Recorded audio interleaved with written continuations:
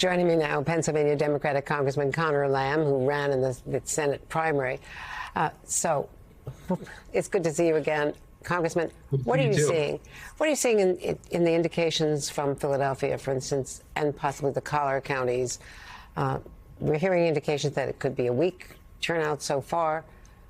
What is the latest from your perspective?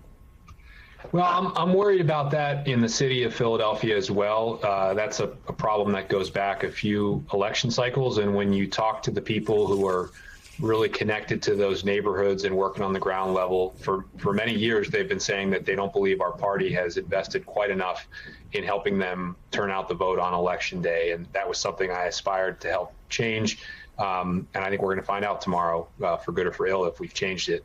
In general, though, I think that Democratic enthusiasm is very high across the state, even if there are some weak spots. I was out all weekend campaigning for State House candidates here in Western Pennsylvania. And I think it was the same time that your NBC News poll came out and showed that we had evened up enthusiasm with the Republicans. It really feels like that on the ground. I mean, we had a lot of people out there knocking on doors yesterday in beautiful fall weather when they could have been doing other things with their families. And I know when I started this 4 years ago, it was hard to get Democrats out like that in a midterm election. And it looks like we're really giving it everything we have. And you had 3 American presidents in the state over the weekend. So who's a better closer, Obama or Trump? I mean, obviously, Obama, you know, your previous person cited some objective statistics behind that. But really the difference between them is I think Obama is talking about something that can appeal to every American, no matter what party they are. And that is just the basic foundation of the country itself, the democracy, the fact that whoever gets the most votes should win, that we should respect each person enough to count their vote.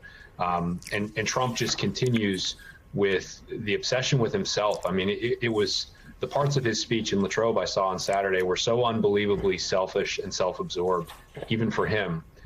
He's not campaigning for anyone else. He's campaigning for himself. And I think people are going to punish him for that if he makes the mistake of trying to run for president again. And Republicans are actively working to disqualify thousands of those mail-in ballots because of some irregularities on the outer envelope. So what is likely to happen? The state Supreme Court upheld those efforts to disqualify. Well, basically, the state Supreme Court kind of froze the whole thing in place. It ordered the counties to set aside any ballots that either don't have a date on them, or sometimes people put their birth date instead of the date that they're casting the ballot, or maybe they mess up something with the date. So we still don't know if those ballots will be counted or not. I really hope that this gets into federal court where they can analyze whether that's a material requirement, is the term that they use.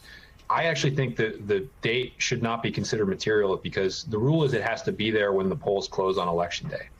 So let's take Allegheny County, for example, where I live. If you know that all the ballots went out on a certain day in October to the voters, and you have all the ones that were returned by the close of polls on election day, who cares what date is written on the envelope? You also have the postmark on the envelope. That information tells you that the person cast the ballot in time for this election. And so that's, I think, typically the way the federal courts will look at something like this.